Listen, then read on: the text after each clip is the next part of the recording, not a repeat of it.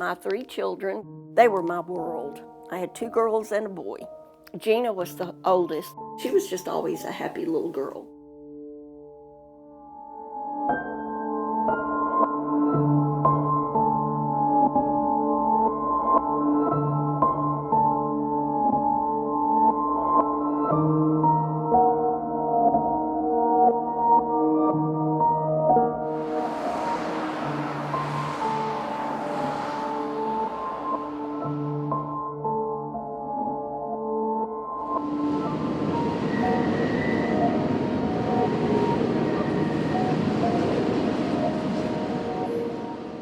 When we went to church that morning, Gina was on the back row.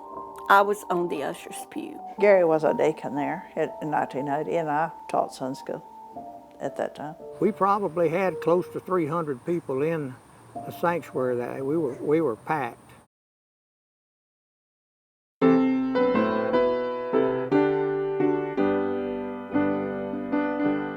And so we were in the midst of singing, and then all of a sudden, He come through the doors, screamed out, "This is war." it was being broadcast. The church service was being broadcast, so people started calling the police department and saying something's going on at the First Baptist Church. I heard pop, pop, pop, like firecrackers, and I looked around, and it was a man with a gun, and he had on a helmet, camouflage type clothing, dressed like a soldier, really, and shooting. We were just trapped, helpless. There were people down, and of course, little Gina Lina just shot. A bullet got her right in the temple, and it come out between her eyes. And I got up and ran over there to her, and I shook her. I gently pulled her to me, and I was patting her, telling her it was going to be okay. But when I looked under the bench, I saw her brains. And I knew it wasn't going to be okay. Our pastor, associate pastor, he told people, get down, get down. Everybody, please sit down. Please sit down. The ushers interrupted him because one of them grabbed a gun barrel when he was shooting back there. Fortunately, thank the Lord that Chris Hall jumped on his back. Chris he was a great running back at Dangerfield on one of the state championship teams, and athletic. Chris was fast. Chris was very fast. They broke through the set of doors right, they entered the auditorium, wrestling, hit the floor, shots began to ring out. Red McDaniel and Kenneth Truitt, 2 giants of men, headed down the aisle. Red McDaniel grabbed him and a bear hug. Their momentum carried them out and actually busted the 2 exterior doors. He shot Red 5 or 6 times while all that, he didn't turn loose of him. When they hit the ground outside, the pistol bounced, a few feet away. I had gotten up and was headed back that direction. Kenneth dove on him, but just before he got there, he was able to grab a gun and shoot Kenneth. Mr. Truitt was laying right here, and Red McDaniel was laying over there. And Red never opened his eyes, never said, a word. He didn't say anything. And then I talked to Kenneth Truitt and asked him, was there anything that I could do? I did take my coat off and put under his head. He just kept saying, "Junior, it hurts." Mr. Truitt, he didn't make it to the hospital. So 5 people were killed. And 10 more wounded.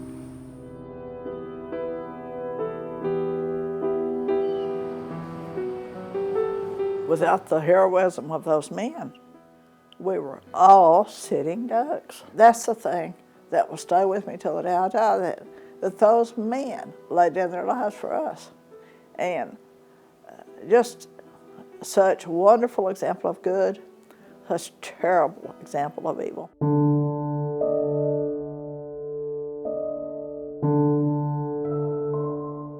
Satan's not afraid to walk in. That day when he entered, it was darkness, cold, you could smell death. Who did it? Why? I want to know.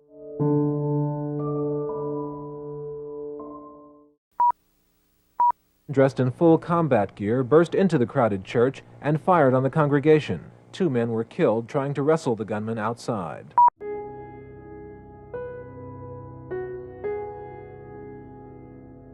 I heard a woman scream, "He's down, he's down, he shot himself." I ran around the corner and I could see that the gunman was laying face down over by the fire station. It was Al King.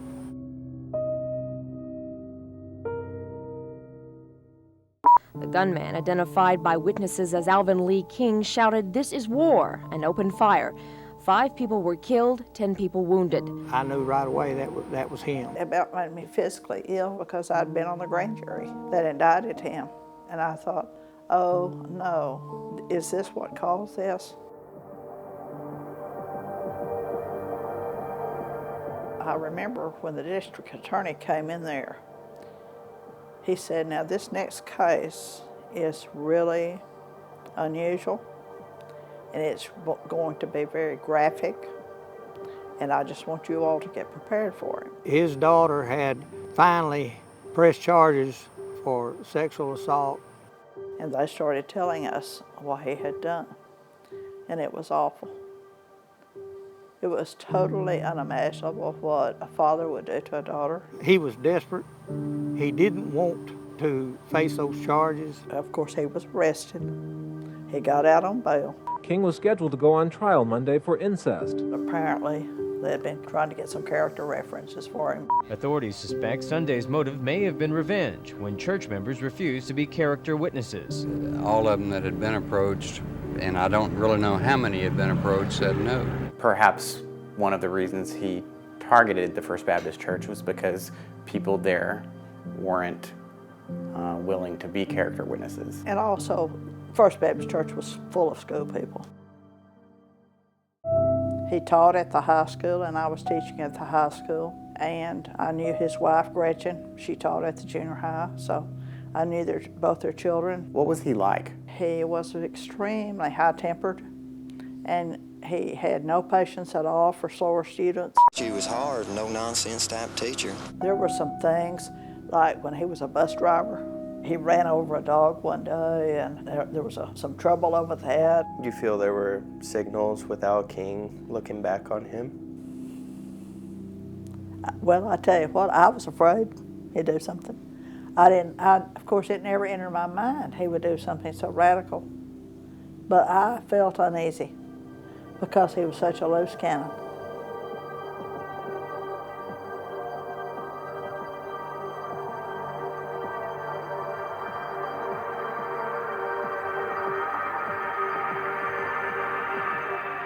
Did you ever suspect that he would be violent like this?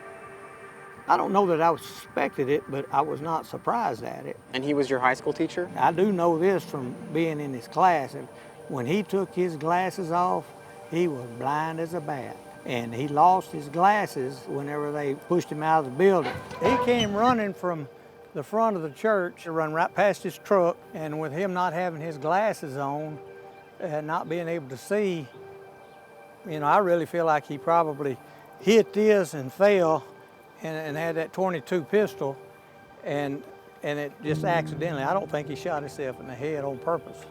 But God and him, the only ones that know the answer to that. It was also premeditated because he'd been making plans.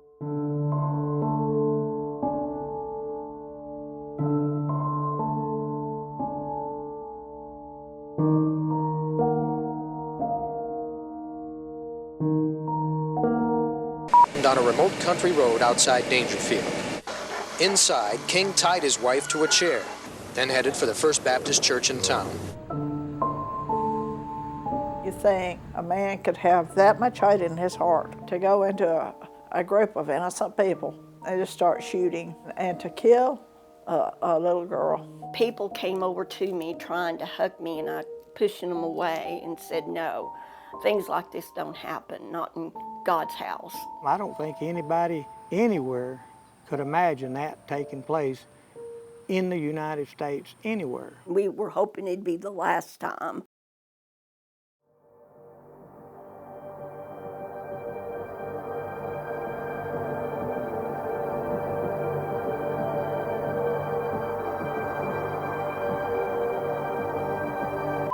Police believe he shot and killed 6 people and wounded another at this posh Dallas nightclub.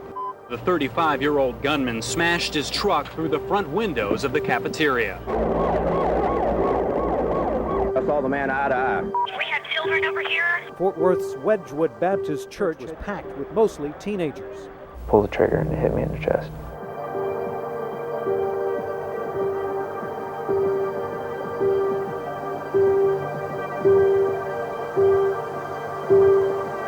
A firestorm of bullets rained down on dozens of soldiers. At least 13 were killed.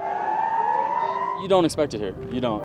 The lone survivor of the massacre that killed her parents and 4 siblings. I'm really thankful for all of the people that have been praying for me. Reaction tells the story of the chaos and horrific scene that unfolds as the gunshots start exploding.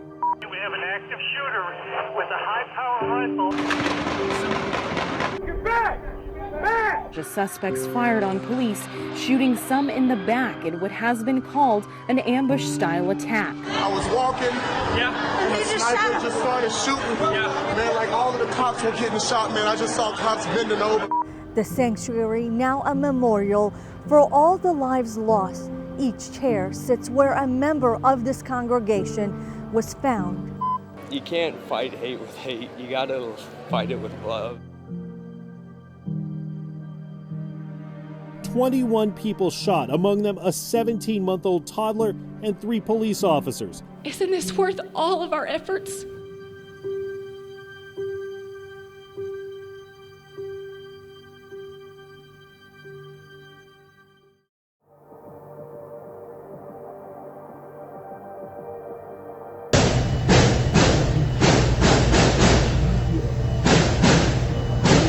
Authorities believing at this point the suspected gunman acted alone and published a manifesto. I just want to know that she's not in that building and that nobody's taking care of her.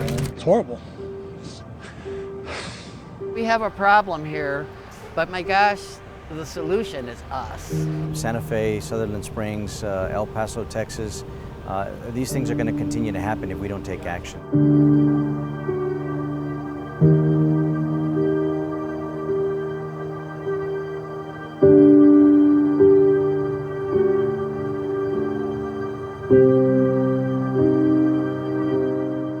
Tragedy met our community here with a senseless act of racial violence here, where 22 people were gunned down and over 20 people were wounded. So I think as someone who represents the community that was attacked, I will be vocal in making my community's voice heard. Select Committee on Mass Violence Prevention and Community Safety will come to order. The clerk will call the roll. Darby. Here. Navarez. Blanco. Here. Capriglione. Here. Guerin. Here. My commitment to you is that we will listen, we will work, and we will engage in a serious conversation. I want to thank Governor Abbott for his quick and comprehensive response and his executive orders to address some of our system's shortcomings. We have in place a working model that is good, but we know that we need to both expand and improve upon those efforts. Governor Greg Abbott issued 8 executive orders to move from reaction to prevention, and he's directed that the Department of Public Safety take specific actions. The governor has suggested increasing the presence of suspicious activity reporting. You'll often hear him say, if you see something, say something. I think that's one component of this. Every person has got to be aware of their surroundings and be able to and willing to report suspicious activity when they see it.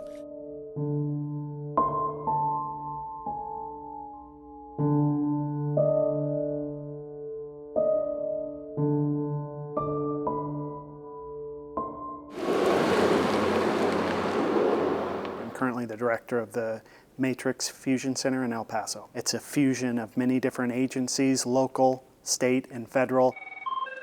Analysts, sworn civilian employees who gather intelligence. We have Department of Public Safety, El Paso Sheriff's Department, El Paso Police Department, obviously. The Fusion Center is designed to get all those units, agencies together so they share information.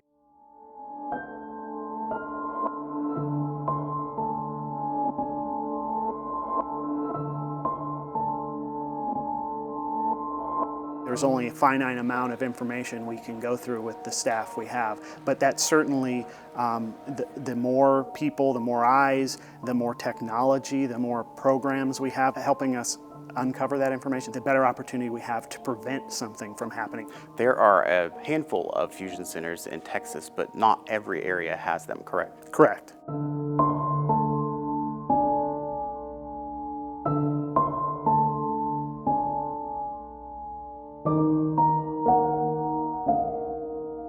We saw the mother of the individual who came here had reported to the police that she didn't believe her son should own this type of weapon. That's a red flag. Do you think that anything could have been done to stop what he had planned earlier? If the mother of this individual had reported something to police and there was no action taken as a result of that, or no process in place for police to take action in coordination with state police, we as legislators need to implement those type of requirements so that these tragedies don't happen. This system has existed for years. While it exists, it's not being utilized as it should be, and we as policymakers need to implement policies that require this type of communication.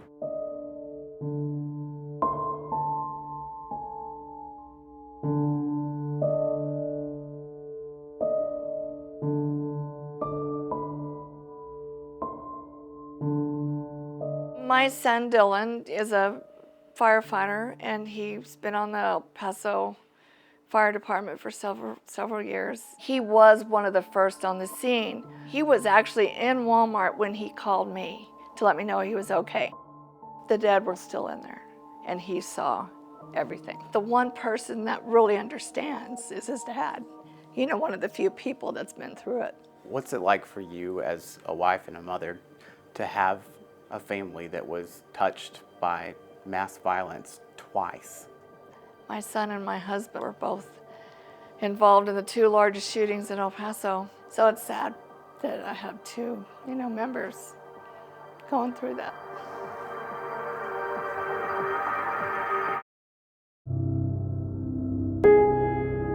The Starburst, how did you come to be there that night? That was a local hangout. It was a country and western bar. There was a dance floor and a couple of pool tables. I remember we were sitting at a table. I was sitting with my back to the door, a couple of pops, and I turned around. It felt like somebody punched me. And I reached up and, my hand was, full of blood. I can remember seeing bodies laying right next to me. The shooter, Barry Schvarek, he had been thinking about shooting someone before? In my mind, that was a little more premeditated than everybody thought.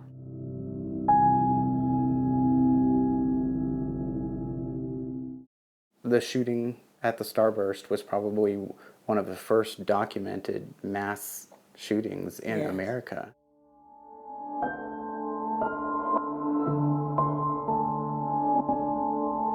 Five died and 3 others were wounded. The shooter, Barry Schvarek, he had been thinking about shooting someone before? He started drinking about 10:30 in the morning at a different bar, and they left there drunk. They went out shooting rabbits in the desert. He was with a buddy of his that had been in Vietnam, and he asked him, what did it feel like to shoot someone? So in my mind, that was a little more premeditated than everybody thought. That he didn't just snap at the bar. It was like the thought process was already kind of in place. He's got the 22 in his car. Apparently, he'd been thinking about it. There were people screaming, and it was chaos. It felt like I was hit. Somebody punched me is what I thought at first. It entered my chin right here and came out of the front of my chin. And that's one of the reasons why I wear a beard. My friend Roger actually took a pool cue and hit him, I believe it was twice, with the cue. One of the guys at the bar grabbed him, and then 2 other people ran over and just all subdued him. I'm here to tell you that you have absolutely no idea how you're going to react in a situation like that until it happens to you. The only thing you can do is prepare.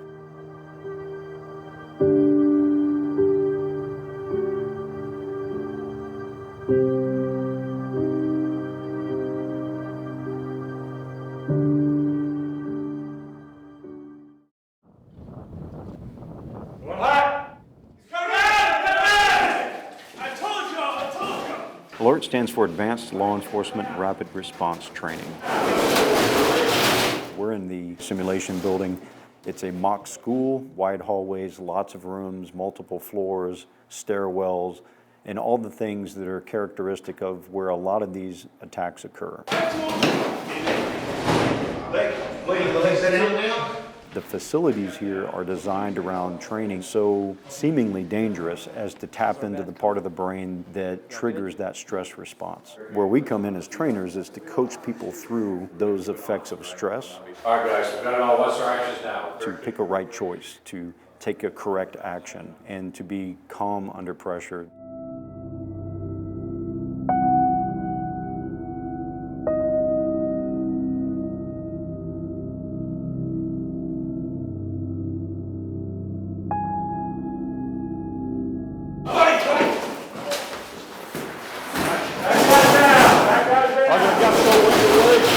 So we're not just going out and training and saying, hypothetically, something could happen. Instead, we look at what has unfolded over this 19-year period and show this is how civilians can help. What the law enforcement officers learned in this setting today, they can go back to their homes and hopefully teach that to citizens to be able to respond. That's exactly what we're looking for. We want them to go to, is we get all the phone calls from the churches and the schools and the hospitals and the business community. What can we do for an active shooter scene? And it's not only are we going to tell you what to do when the shooter is shooting, but we're going to tell you what to do in the aftermath of the shooting. All right, give us your tourniquet. Give us your tourniquet. I'm going to put a tourniquet on. I'm going to put on a chest seal. I'm going to do a wound pack. A femoral bleed, on average, is only about 2 minutes before the person bleeds out. The average response time for a police officer is 3. So if you're waiting on a first responder to come and save this situation, time's not going to allow it. It's just the clock is ticking. Should this program be a requirement for every department in the nation? The public's expecting it now.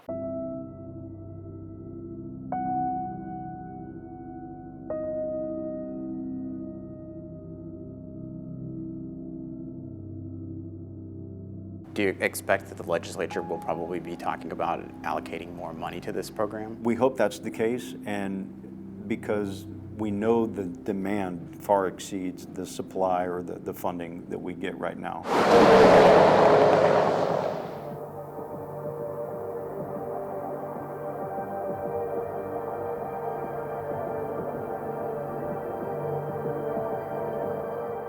I had 6 children, and that was Randy, the one who was taken away from me at the age of 20.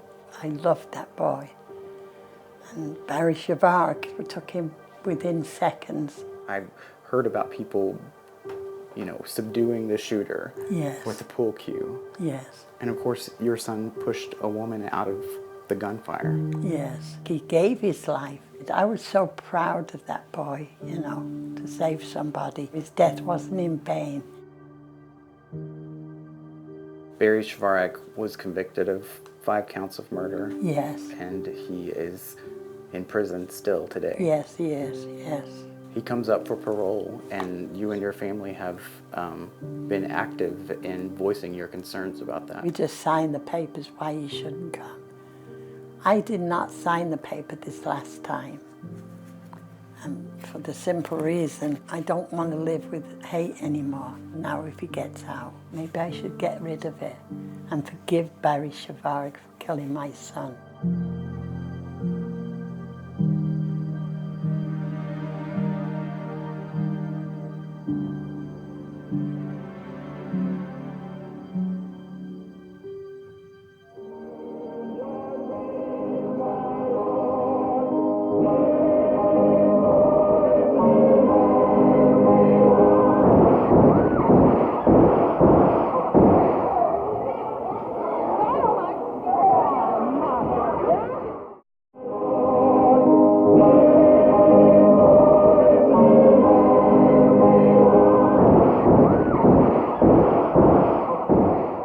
The gunman ran across the street and shot himself in the head. He shoots himself with a .22 pistol, grazes his skull with a .22. It knocked him out. 46-year-old Alvin Lee King III is charged with the murders and is recovering at a Galveston, Texas hospital. Doctors found King competent to stand trial, so they sent him back here to Morris County. We were so afraid that he would get off with insanity. I was just scared to death that he was gonna somehow come back. Flags are flying at half-staff. Most of the business district is shut down in memory of the 5 people who were killed Sunday at the First Baptist Church. We went back to the church that night and helped pull out the bloody carpet. They tried to drown out the smell of blood with ammonia and repair the bullet-ridden pews. They had to pull out all the pews. We use it as a fellowship hall. We voted to build a new sanctuary. After that happened, we had deacons on patrol every service. In our library, there is an album. We received cards and letters from people all over the world saying that they were praying for First Baptist Church, Dansville. Just made the church stronger. You know, evil didn't win. King was to stand trial soon for the June 1980 mass murder. When they brought him back, they were transporting him from the jail. I never shall forget, in the paper there was a picture of him sticking out his tongue. How arrogant.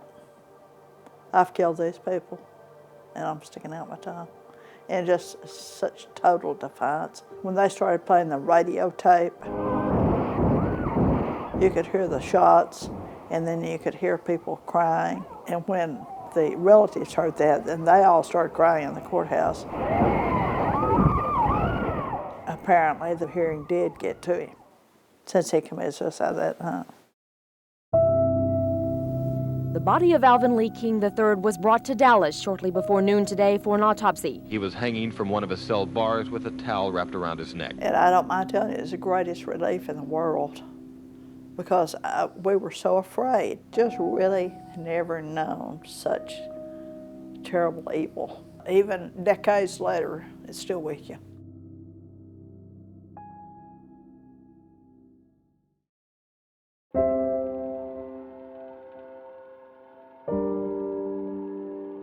It's a pain. It's a void in your life.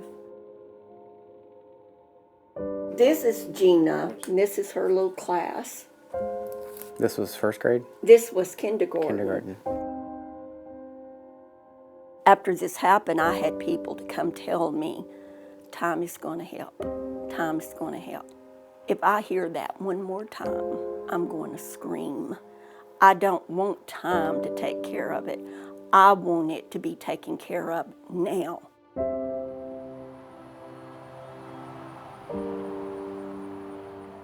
I know in my heart, Gina is in heaven. I love her, I miss her, and I'm looking forward to being with her again.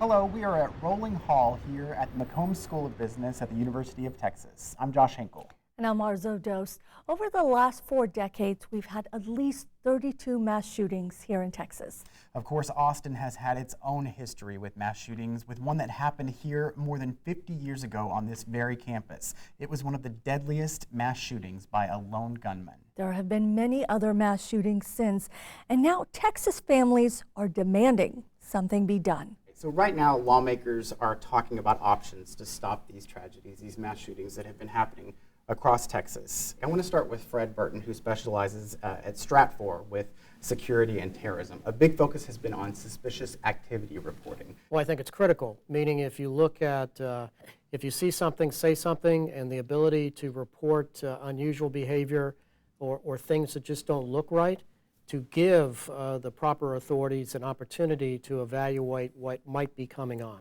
After any mass shooting, the conversation often turns to mental health. Karen Reynes with NAMI, you guys focus on education and support. Is it fair to always make that connection, and what stigma does that create? Yeah, it's absolutely not fair, especially when I think we look at the studies and data that have been consistently showing us that actually mental illness can only be connected to less than 4% of any kind of violence in the United States. And then when we look at mass shootings specifically, some of the recent studies we've seen, one coming out of the National Council of Behavioral Health, which showed that less than 1/3 of mass shootings could be attributed to mental health issues. So that's 2/3 of those mass shootings that there doesn't appear to be a direct link there. And yet that seems to be what we tend to lead with. And so it is a vast issue in the sense that I think as we continue then to point to that immediately, what it does do is I think it does raise the stigma that already exists. And I think it's important to recognize that that stigma translates to shame for the individuals and families that are impacted. And what you want to make sure that you're doing in issues of mental health, which are serious public health issues, is you want to make sure that people feel confident and comfortable about reaching out and getting the help that they need in regards to their mental health issues. And so we know from families and individuals that we talk to, that continues to be a barrier, especially anytime after a mass shooting when that's the conversation.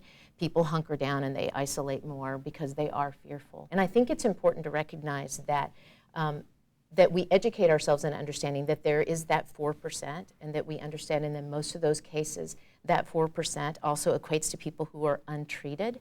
And many times there's a substance use issue going on as well. So the more educated we are in understanding that, one, having people that are not accessing treatment becomes a hindrance to all of us, but then also recognizing that in many cases you can have that relationship between not only having a mental health issue but also the substance use issue. So we really need to understand where this violence is coming from. And I think we really have not done enough studies around mass shootings to truly understand all of the root causes. I think going to mental health isn't easy. Let's lean into that.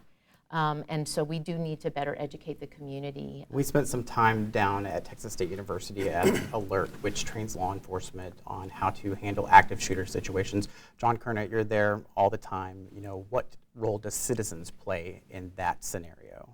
It's a huge role. They're there before the responders get the call and can respond and do what we're supposed to do.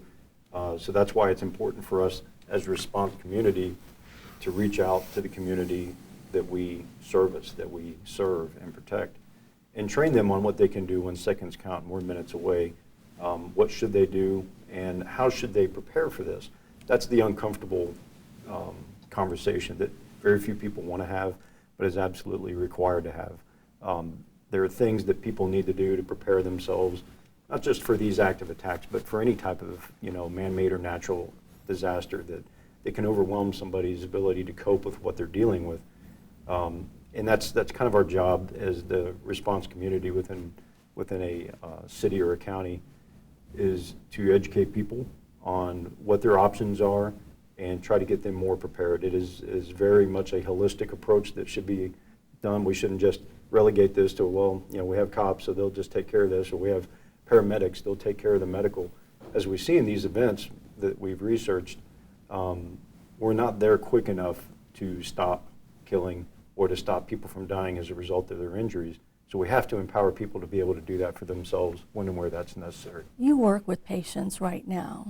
Dr. Robert Feinstein with UT's Department of Psychiatry. You're behind a violence simulation exercise. How does something like that prepare people to deal with violence? Yeah, so we've been doing violence simulation exercises all over the country, mostly focused though on medical centers, outpatient clinics, university settings. And these are combined activities that we do with law enforcement, usually the police, they're joint. The process is beginning to look at the communication plans that go on, because when there's an event that occurs, people have to know an event's going on, and then people have to know what to do. And we have found through a whole series of simulation that working through this on a planning stage without an actual simulation, people don't learn how to do it as well. So during a simulation, people make a lot of mistakes, and then they remember for an actual event. We do this in particularly focused on mental health clinics, not because there's a lot of shooting there, but patients can get agitated and need help, but also in medical clinics and other places you wouldn't necessarily expect, like pharmacy lines, for example. Pharmacy lines in hospitals often, because patients don't get drugs that they need, they become agitated, upset, and a lot of events occurring in pharmacies, in hospitals in particular, not general pharmacies throughout the country. So our experience has been going through a simulation allows both the staff of an organization as well as the police to practice working together, to understand what needs to happen during an event and to learn how to stay safe.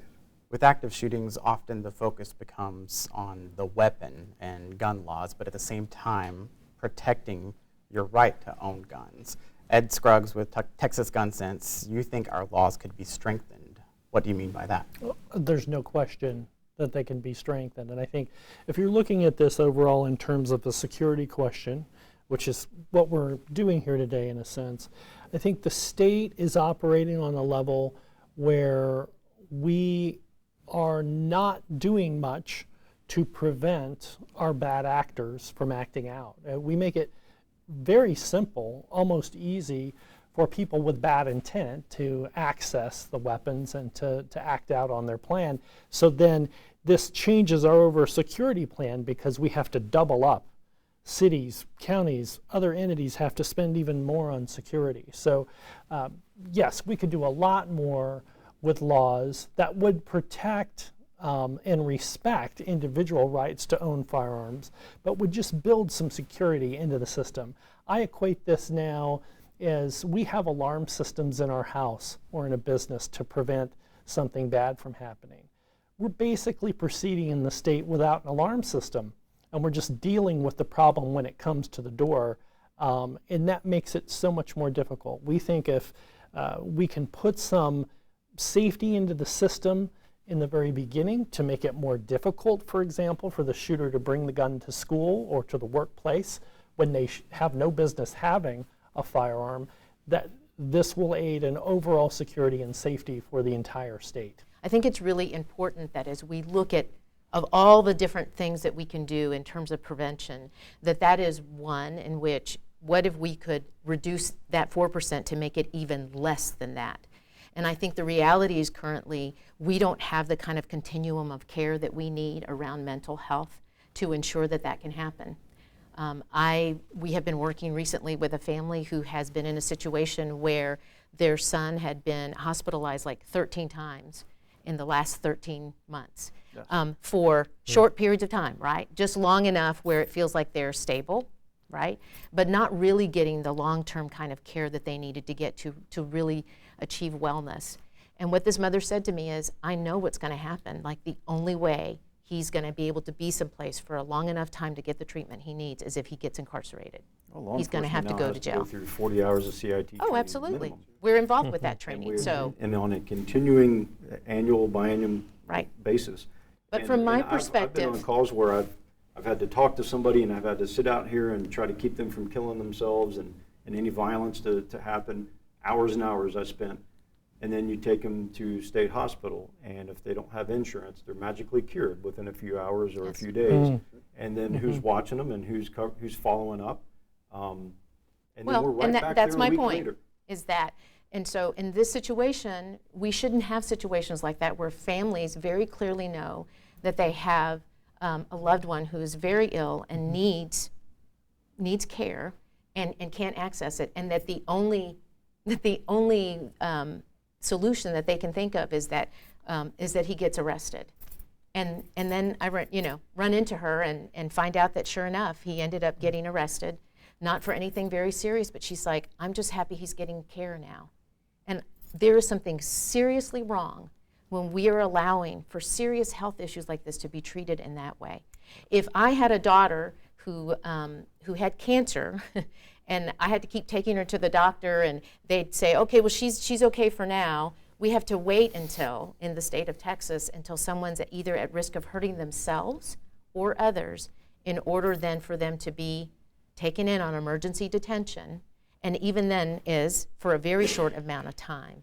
So we really do have to pay attention and transform our mental health system and really create a continuum of care so people get the kind of care that they need. And then you could reduce even that 4% down to almost nothing if we really had that level of care. And if you factor the substance abuse in that 4%, then it turns out that it's the substance use that's producing the violence way more than any of the particulars of the mental health condition. And so, but our resources have been cut. Estimates are we've lost about $5.5 billion worth of mental health services since 2008.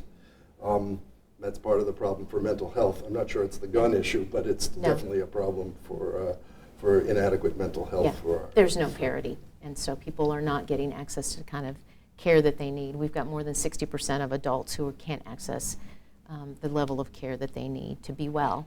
And so when you figure that 1 in 5 people in the United States are impacted by mental health every single year, it is definitely something that impacts all of us. And it is one other small piece. As I said, I hate connecting it to the violence because it is such a small number.